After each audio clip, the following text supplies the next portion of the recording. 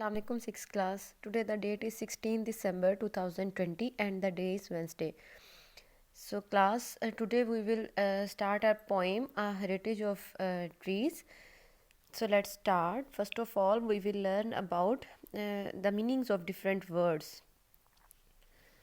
The first word is attenuated, reduced in force और value, यानी ऐसी चीज़ जिसकी ताकत या वैल्यू में कमी कर दी गई हो, ठीक है, कमज़ोर होना या कम कर देना। उसके बाद है हेरिटेज, विरासत, जो हमें मतलब विरसे में कोई चीज़ मिली हुई है, ठीक है, यानी हमारे आबा व अजदाद ने कोई चीज़ हमें दी, उसके बाद हमने भी उसको संभाला और आगे अपनी नस्ल को मुंतकिल किया, ठीक है, तो ऐसी चीज़ें क्या होती हैं, हेरिटेज होती हैं। फिर है लिसरेटेड, कट रफली, चीरना फाड़ना। उसके बाद है मोर पीसफुल शेड, हेवन यानी जन्नत, ठीक है। उसके बाद है mutilated, cut off, having limbs cut off, यानी ऐसे किसी का उज़ू काट देना, कोई भी लाइक अगर आप किसी का बाजू काट देते हैं तो आप उसको भी कहेंगे म्यूटिलेटेड है, ठीक है। इसी तरह अगर आप ट्री का बात करें तो अगर आप उसी किसी ब्रांच को कट कर देते हैं, उसके स्टेम को कट कर देते हैं, वो भी म्यूटिलेटेड ही होगा, ठीक है। उसके बाद है royal patronage, the support given to the others by a ruler, यानी कोई हुक्मरान जब किसी को कोई सपोर्ट देता है, ठीक है, तो उसे हम कहते हैं रॉयल पैटर्नेज यानी शाही मदद। फिर ट्रेजिक, सैड या डिस्ट्रेसिंग यानी दर्दनाक। और शेरशाह है, ठीक है, ये एक पावरफुल अफगान एम्परर था, नॉर्दर्न पार्ट का ऑफ सब कॉन्टिनेंट बर्रे सगीर के, and the founder of the सूर डायनेस्टी। शेरशाह सूरी था ना, ठीक है, तो ये सूर डायनेस्टी का फाउंडर था।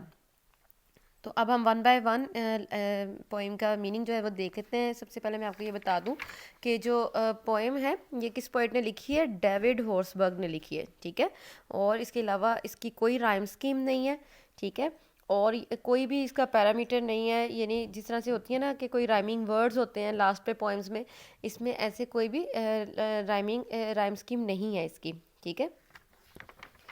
तो इसमें वो सारा इस पोइम में हमें बता रहा है कि जो ट्रीज़ हैं वो हमारा हेरिटेज हैं, ठीक है, हमारा असासा है, हमारा विरसा है, तो हमें इनको कट डाउन नहीं करना चाहिए। तो सबसे पहले देखें, वो कह रहा है आई सा अ मैन, मैंने एक आदमी देखा, अटैक अ ट्री टुडे, जो कि आज एक दरख्त पर हमला कर रहा था, the road from Peshawar to Attock, यानी उस रोड पर जो पेशावर से अटक तक जाता है, अबाउट 20 माइल्स अलॉन्ग इट, कह रहा है कि उस रोड पर जब आप 20 मील तक जाते हैं, there you will see a tragic sight, तो आपको वहाँ पर एक बहुत ही दर्दनाक मंजर देखने को मिलेगा। अब वो दर्दनाक मंजर क्या होगा कि वहाँ पे आपको पता है कि पेशावर से अटक जो है वो आपका नॉर्दर्न एरियाज़ में आता है, ठीक है, तो वहाँ पे बहुत ज़्यादा ग्रीनरी है, ये ट्रीज़ वगैरह हैं वहाँ पर।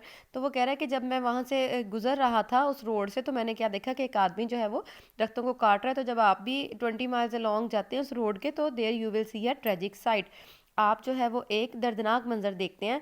अ लाइन ऑफ नोबल ट्रीज़, यानी एक कितार है दरख्तों की, म्यूटिलेटेड, जिसे तबाह कर दिया गया है, म्यूटिलेटेड होता है तबाह करना, ठीक है, मीनिंग आप लिख लें ये भी। ब्रांचेज रिब्ड, जिसकी शाखें जो हैं वो चीर दी गई हैं, रिब्ड चीरना, ये भी मीनिंग लिखेंगे आप। अनटाइमली फ्रॉम देयर ट्रंक्स, यानी जिनको उनके तने से चीर दिया गया है, ट्रंक्स तने, ठीक है। द ट्रंक्स देमसेल्व्स वुंडेड, या कुछ ऐसे तने हैं जो कि पहले से ही जिन पे खराशें लगी हैं या ज़ख्म है। लिसरेटेड, चीरना फाड़ना।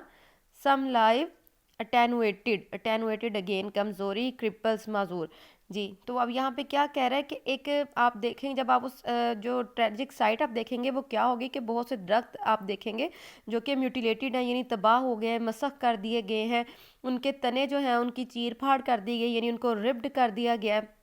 कुछ ऐसे भी होंगे जो कि खुद ही किसी वजह से वुंडेड होंगे, ठीक है, और इसके अलावा कुछ ऐसे भी होंगे यानी उनको इस तरह से चीर फाड़ कर दी गई, उनकी इस तरह से उनको लेसरेट कर दिया गया कि वो क्रिपल्ड है, यानी माजूर हैं, ठीक है।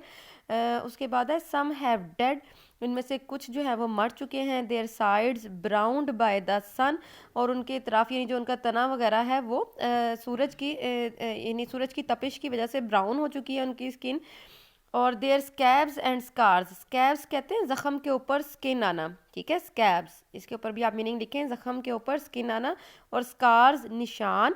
डिफाई इनकार, मीनिंग लिखते जाएं, डिफाई इनकार, रिपेयर ठीक करना। तो अब वो कह रहा है कि उनके जो तनों के ऊपर जो सूरज ने जो निशान डाले हुए हैं वो डिफाई रिपेयर, वो ठीक होने से इनकारी हैं, यानी वो ठीक नहीं होने के काबिल। Those noble trees planted along planted long since by some sweet hand, कह रहा है कि ये जो दरख्त हैं जो नोबल, वो उनको बार बार नोबल बोल रहा है, ठीक है, वो उनको पर्सोनिफाई कर रहा है। अब नोबल होना तो किसी पर्सोनिफिकेशन क्या होती है कि हम किसी बेजान चीज़ को किसी जानदार चीज़ की क्वालिटी दे दें, ठीक है, तो हम कहते हैं कि हमने इसको पर्सोनिफाई किया। अब यहाँ पे वो उसको ट्रीज़ को पर्सोनिफाई कर रहा है, लाइक उसको एक लिविंग बीइंग की क्वालिटी दे रहा है कि वो नोबल है, ठीक है। अब नोबल तो लिविंग बीइंग्स ही हो सकते हैं ना, तो वो कह रहा है कि ट्रीज़ जो है वो नोबल है और वो प्लांटेड लॉन्ग, बहुत लंबे पहले अरसे किसी ने प्लांट किए होंगे, बाय सम स्वीट हैंड, किसी अच्छे हाथों से लगाए गए होंगे वहाँ पर। जी, तो अब वो बता रहे हैं कि वो किसने प्लांट किए होंगे, शेरशाह ने, ठीक है, जो हमने पढ़ा कि वो एक अफ़गान का जो अफ़गान सब कॉन्टिनेंट का जो था फाउंडर, ठीक है, वहाँ पे सूरी जो डायनेस्टी है उसका फाउंडर था ये। और अननाउन या कोई ऐसा बंदा जिसको हम जानते नहीं हैं, और रॉयल पैटर्नेज, पैटर्नेज होता है हमायत करना, ठीक है, पैटर्नेज हमायत करना, या फिर कोई ऐसा बंदा जिसे कोई शहनशाही या शाही जो है हमायत मिली होगी, ठीक है, यानी इन तीनों में से कोई एक बंदे ने वो जो दरख्त है वहाँ पे प्लांट किए होंगे।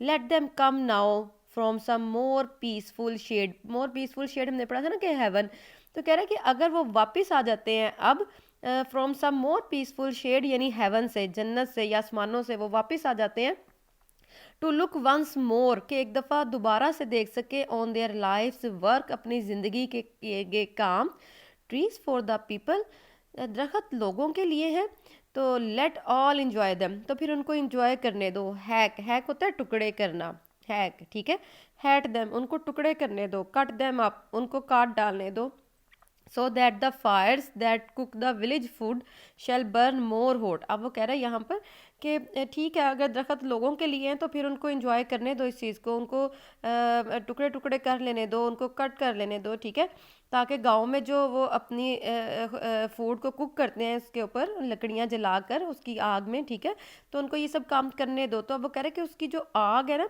इन दरख्तों से जो जलाई जाने वाली आग है, शेल बर्न मोर हॉट, उसकी हिद्दत बहुत ज़्यादा होगी, ठीक है, यानी उसमें तपिश बहुत ज़्यादा होगी। क्यों? एक तो ये कि आग की वैसे ही हिद्दत होती है, दूसरी ये कि वो हमारे आबाओ अजदाद की मेहनत भी उसमें शामिल है, जिन्होंने उनको प्लांट किया, ठीक है, लगाया, तो उनकी मेहनत भी यहाँ पे इसमें शामिल है। तो वो इस हवाले से कह रहा है कि वो ज़्यादा जो है उनकी हिद्दत ज़्यादा होगी उसकी आग की। ट्रीज़ आर हेरिटेज, जो दरख्त हैं वो फिर लास्ट पे कह रहा है कि ये हमारा विरसा है। एंड ऐश सो होली, ऐश का मीनिंग है राख और होली मुकद्दस, ऐश राख, होली मुकद्दस। अब वो कह रहा है कि ट्रीज़ जो है ये दरख्त जो है वो हमारा विरसा है और उनकी राख भी बहुत मुकद्दस है, ठीक है। तो अगेन मैं ये आपको बता दूं कि ये जो पोइट है वो डेविड हॉर्सबर्ग है जिसने ये पोइम लिखी है। तो अब इसकी एक्सरसाइज करते हैं जी क्लास। अब ये आपकी पेज नंबर 119 पर जो एक्सरसाइज है इसमें बी वाला पोर्शन देखे, वर्किंग विद वर्ड्स, इसमें फिल इन द ब्लैंक्स दी हुई हैं आपको, ठीक है।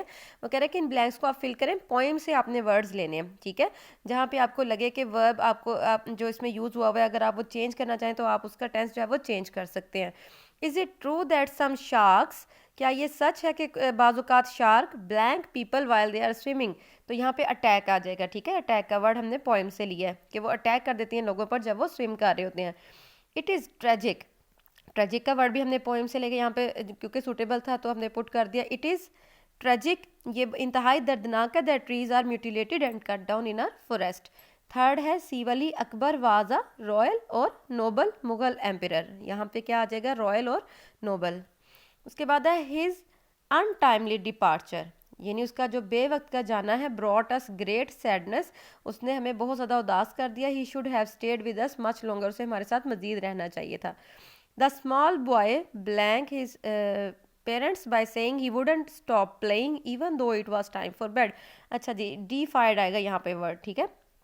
तो द स्मॉल बॉय, वैसे तो वहाँ पे वर्ड था ना डिफाई, तो हमने अभी ब्लैंक्स में ऊपर पढ़ा कि अगर आप कहीं पे आपको लगता है कि आप वर्ब उसका चेंज कर सकते हैं तो आप चेंज कर दें। तो स्मॉल बॉय डिफाइड हिज पेरेंट्स, यानी छोटे लड़के ने अपने जो पेरेंट्स थे उनकी बात मानने से इनकार कर दिया कि वो खेलना नहीं छोड़ेगा, हालांकि उसके सोने का वक्त हो चुका था।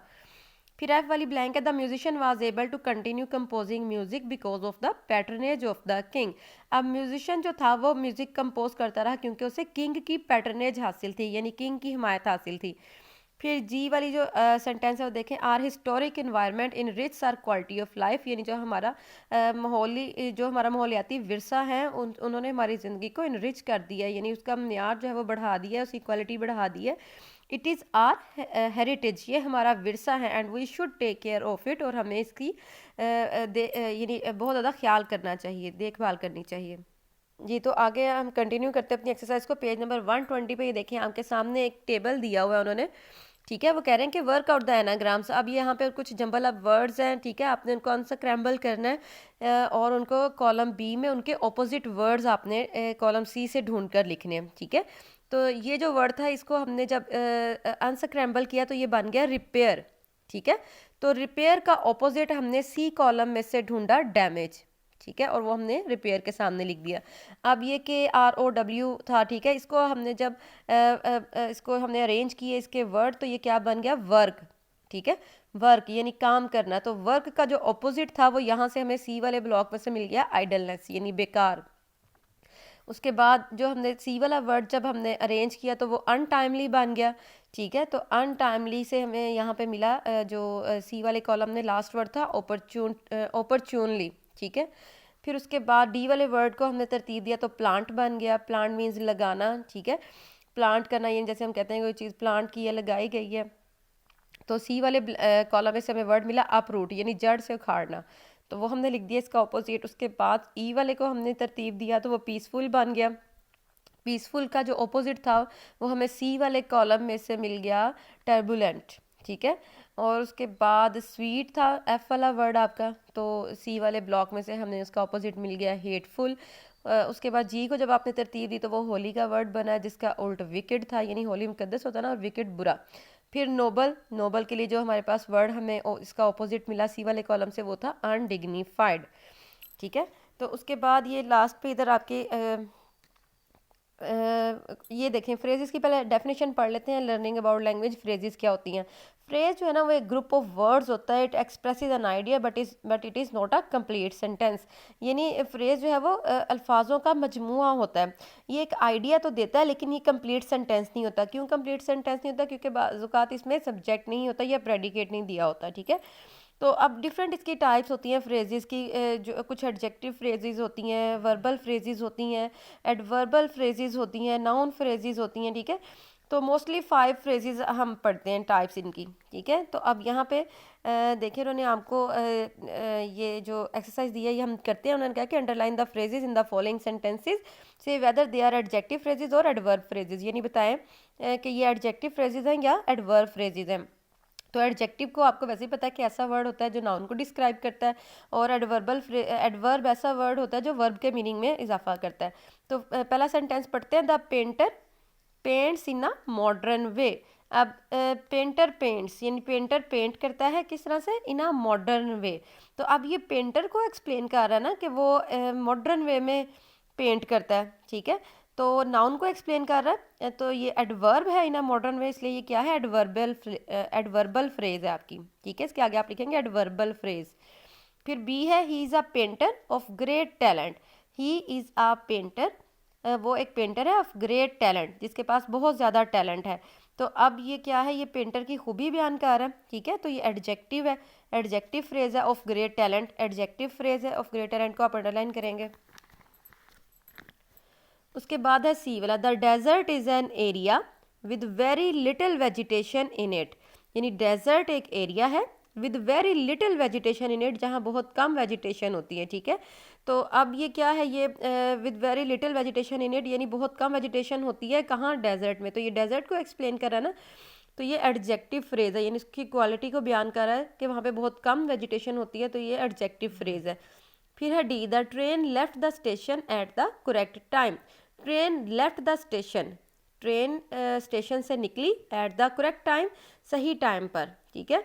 तो अब left at the correct time यानी व्हेन, कब निकली वो, एट द करेक्ट टाइम, ठीक है। अब ये एट द करेक्ट टाइम जो है ये किसको बता रहा है? ये बता रहा है आपके वर्ब को, ठीक है, लेफ्ट को बता रहा है कि left at the correct time, कि वो कब निकली? एट द करेक्ट टाइम, यानी सही टाइम पर। तो ये एडवर्बल फ्रेज है। फिर ई है, I found a flower with yellow and gold marks on it. अब यहाँ पे with yellow and gold marks on it को आप अंडरलाइन करेंगे, और ये क्या है कि वो बता रहे कि मुझे एक फूल मिला जिसके ऊपर जर्द और सुनहरे रंग के निशान थे, ठीक है। तो अब ये फूल की क्वालिटी को बयान कर रहे हैं, तो ये एडजेक्टिव फ्रेज है। इसके आगे आप लिखेंगे एडजेक्टिव फ्रेज। फिर जी है, the roads were repaired, roads की मुरम्मत की गई एट ग्रेट कॉस्ट, यानी बहुत ज़्यादा लागत पर। तो अब रिपेयर्ड हुआ ना at great cost, repaired at great cost, यानी ये वर्ब को मजीद एक्सप्लेन कर रहा है, तो ये एडवर्बल फ्रेज है, एट ग्रेट कॉस्ट। इसके आगे आप लिखेंगे एडवर्बल फ्रेज। फिर है, वी फाउंड अ ब्रेसलेट, हमें एक ब्रेसलेट मिली मेड ऑफ गोल्ड, जो गोल्ड की बनी हुई थी, ठीक है। तो ब्रेसलेट, और उसके बाद वो ब्रेसलेट को एक्सप्लेन कर रहा है कि वो मेड ऑफ गोल्ड, यानी इसकी क्वालिटी को बयान कर रहा है, तो ये एडजेक्टिव फ्रेज है, ठीक है। इसी के साथ यहाँ पे रीराइट करने हैं आपने following sentences replacing the adverbs with the adverbial phrases, यानी एडवर्ब्स दिए हुए हैं, आपने उनको एडवर्ब फ्रेजेस बनाना है उनको। तो देखे, द बॉयज बिहेव्ड रूडली, ठीक है। तो अब यहाँ पर वो कह रहा है रूडली जो है वो बिहेव को एक्सप्लेन कर रहा है ना, यानी वर्ब को एक्सप्लेन कर रहा है कि उन्होंने बिहेव किया किस तरह का, रूडली। तो अब आपने इसको एडवर्बल फ्रेज बनाना है, तो हम इसको किस तरह से रीराइट करेंगे? The boys behaved in a rude manner, ठीक है। उसके बाद अब यहाँ पे इन अ रूड मैनर जो है ये आपकी एडवर्बल फ्रेज बन गई है। फिर है, the manager served me promptly, ठीक है। तो इसमें देखें जो प्रॉम्प्टली है, सर्व कैसे किया? उसने प्रॉम्प्टली किया, ठीक है, फौरन किया। तो फिर हम यहाँ पे इसकी एडवर्बल फ्रेज कैसे लिखेंगे? The manager served me with promptness, ठीक है। अब यहाँ पे विद प्रॉम्प्टनेस जो है वो आपकी एडवर्बल फ्रेज है, the manager served me with promptness. The women spoke to the boys kindly, अब काइंडली है जो स्पोक को बता रहा है, यानी वो कैसे उसने स्पीक किया? काइंडली। तो अब हम इसको किस तरह से रीराइट करेंगे? The women spoke to the boys in a kind way, यानी औरत जो थी वो लड़कों से मेहरबानी से बोली। असद वेंट देयर, अब वेंट गया, कहाँ गया? वहाँ, ठीक है। अब देयर को आप लोग चेंज करेंगे एडवर्बल फ्रेज में। देखें, असद वेंट वेयर, देयर था ना, टू दैट प्लेस, ठीक है। तो ये एडवर्बल फ्रेज है आपकी। इस तरह से आपने इनके आगे इनको रीराइट करना है दोबारा। जी, तो आज का आपका लेसन जो है वो यहीं तक है। अच्छे से आपने सारी जो बुक वर्क है उसको कंप्लीट करना है, और पोइम को अच्छे से रीड आउट करना है, सारे मीनिंग्स याद करने हैं, ऑब्जेक्टिव याद करनी है।